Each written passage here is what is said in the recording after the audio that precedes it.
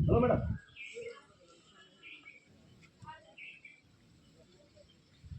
प्यारे बच्चों, हम बहुत सारी बातें सुने। निश्चित कहीं न कहीं हमारे अंदर जो है कमी है, जिस चीज को हम कहने में संकोच कर रहे हैं। गुरु शिष्य का जो संबंध है, अभी आप लोगों ने सुना होगा, नहीं सुना होगा, नहीं सुने हैं तो उसको सुनिए कि गुरु कुम्हार शीश कुंभ है, गढ़ गढ़ का है खोट। गुरु और शिष्य का जो संबंध है कुम्हार और घड़े का होता है, थोथी मिट्टी का होता है। वो क्या करता है, कुम्हार क्या करता है, कभी घड़ा बनाते हुए आप देखते होंगे तो वो क्या करता है, मिट्टी को लाता है और ला करके उसको गीली करता है और गीली करके उसको एक जगह रख करके, और उसके पास एक औजार होता है, हथियार होता है, जिससे उस मिट्टी को धीरे धीरे धीरे धीरे काट करके और उसमें से जो कंकड़ पत्थर होते हैं उसको अच्छी तरह से निकालता है, फिर उसको चाक कर रखता है और धीरे धीरे वो एक टेढ़े मेढ़े घड़े का निर्माण करता है और फिर उसको कुछ देर सूखने के लिए रखता है। और उसके बाद फिर एक उसके पास थपकी होती है, थपकी है ना, और एक मिट्टी का नीचे से सहारा देने वाला होता है, उससे वो सहारा देता है और ऊपर से थपकी मारता है ना, थपकी मारता है और मारते मारते मारते मारते वो क्या कर देता है, एक सुंदर घड़े का निर्माण कर देता है। गुरु वही काम करता है। आप के माता पिता गुरु होते हैं। वेद कहता है मातृदेवो भव पितृदेवो भव।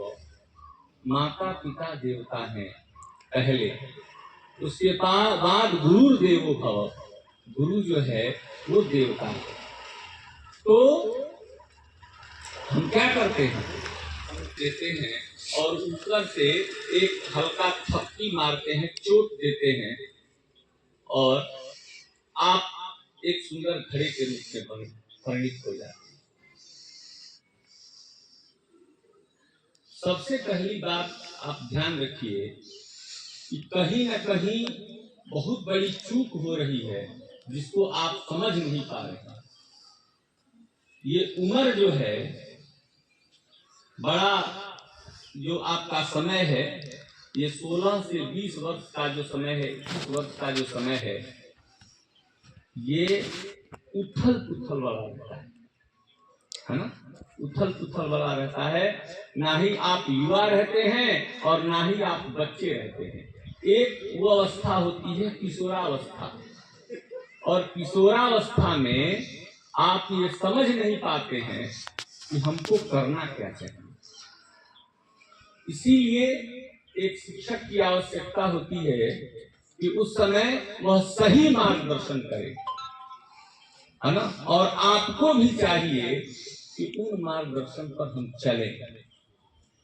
नहीं तो नहीं मानना ये तो आपके हाथ का है, लेकिन आप यदि मानते हैं तो निश्चित वह आपके भविष्य के लिए अच्छा होता है। तो ये जो समय है, मैं कह रहा था, इसमें जो है बुराइयां कब हमारे अंदर घर कर जाती हैं ये पता नहीं चलता है। अच्छाई कब आती है, बुराई कब आती है, ये पता नहीं चलता है। और हम धीरे धीरे धीरे धीरे, मैंने उस दिन भी कहा था इंटर के बच्चों से कि संसर्ग जा दोष गुणा भवंती, संसर्ग से दोष और गुण मानव के अंदर आते हैं। आप क्या चयन करते हैं, क्या क्या बोलते हैं, किसके साथ बैठते हैं, किसके साथ चलते हैं, है ना। नीतिकार कहते हैं कि अभिवादनशीलस्य नित्यं वृद्धोपसेविनः चत्वारितस्य वर्धन्ते आयुर्विद्या यशो बलम्।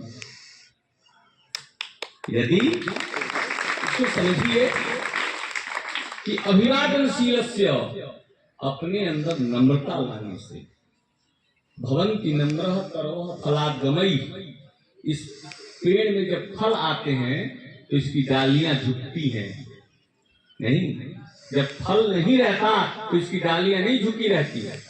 तो अभिवादनशीलस्य आपके अंदर नम्रता रूपी आचरण जब आ जाए, और कैसे, तो अभिवादनशीलस्य अपने से बड़ों के प्रति कृतज्ञता, नम्रता, प्रणाम, यह करने से, यदि हम अपने से बड़े का तो अभिवादन करते हैं, उसको प्रणाम करते हैं, नित्यम वृद्धोपसेविनः, और अपने से बड़े का कहना मानते हैं।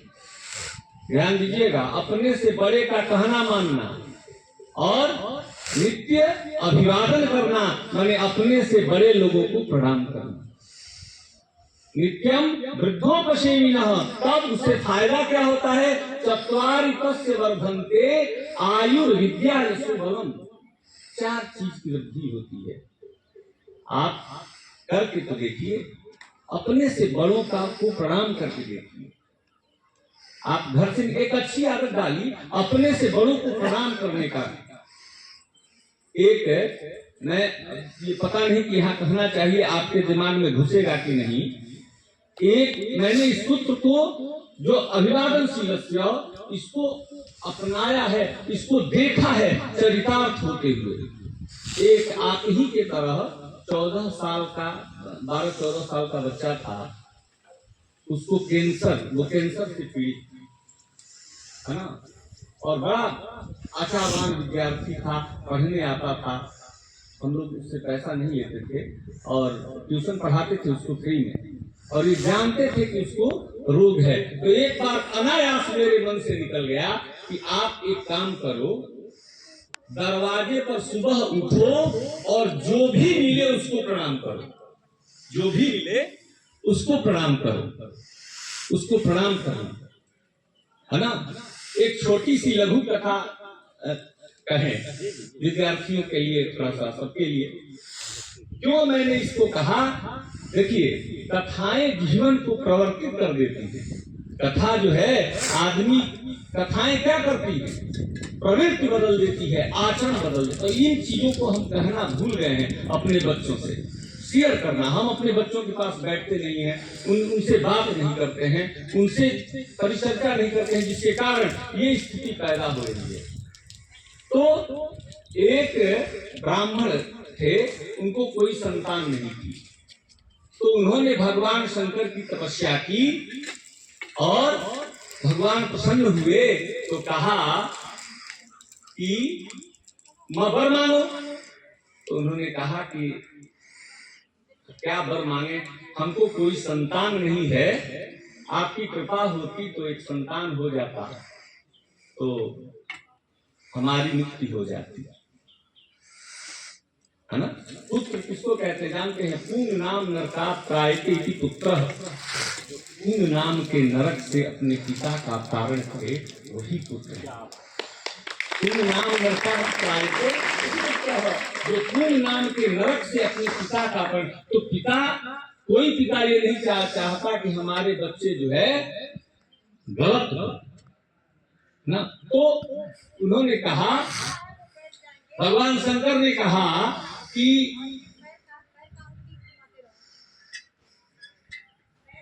कहा शंकर जी ने, ये बताइए कि आपको अच्छा, माने अच्छा पुत्र चाहिए कि बुरा पुत्र चाहिए, माने गुणवान चाहिए कि मूर्ख चाहिए।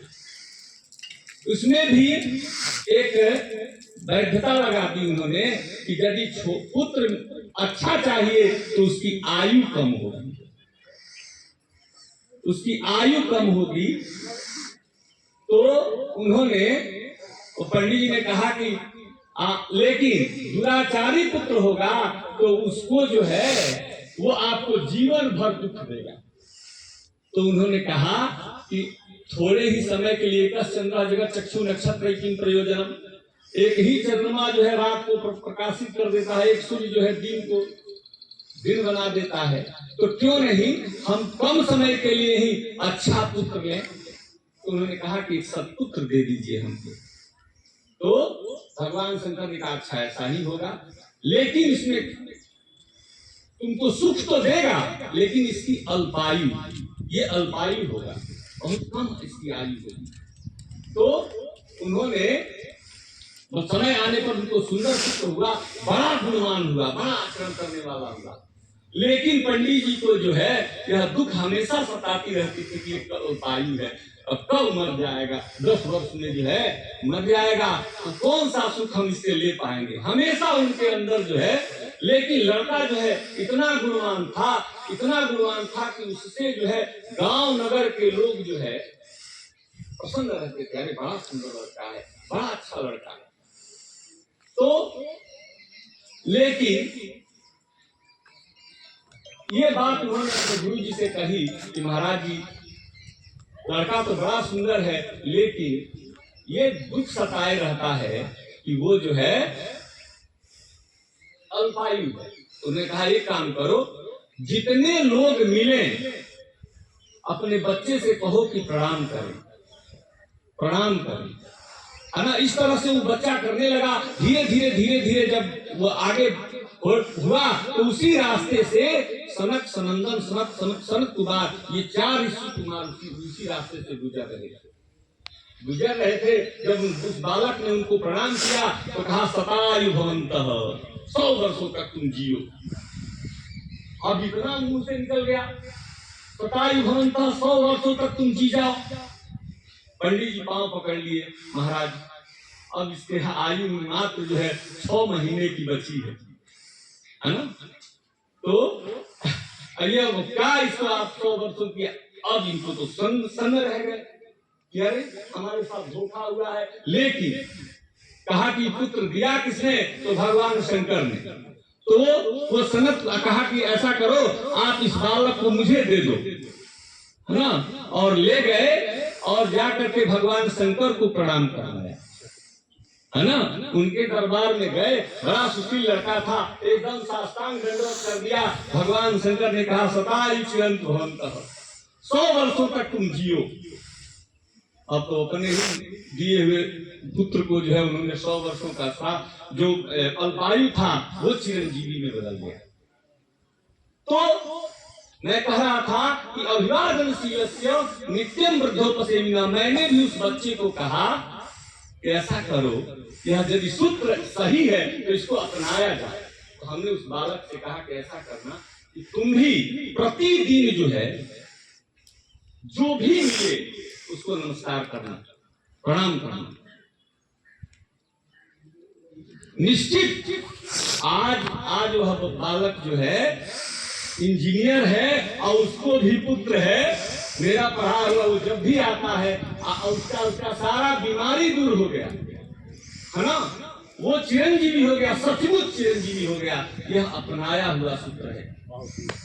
तो अभिवादन अपने से बड़ों को प्रणाम करने से और नित्यम वृद्धोपसेविनः, अपने बड़े से बड़े लोगों की सेवा करने से चत्वारि तस्य वर्धन्ते। यदि यह नीति कहती है तो सच है कि आयु, सबसे पहले जो है आयु की वृद्धि होती है। आयुर विद्या यशो बलम, आयु विद्या यश और बल, इन 4 चीजों की वृद्धि होती है। इसलिए आप देखिए, आपके अंदर वो सारे गुण हैं, लेकिन आपको कोई मार्गदर्शक नहीं मिल रहा है। मार्गदर्शक यदि सही मिल जाए तो हमको नहीं लगता है कि भसना गांव में भी ऐसे विद्यार्थी नहीं हैं जो अच्छा नहीं कर सकते, है ना।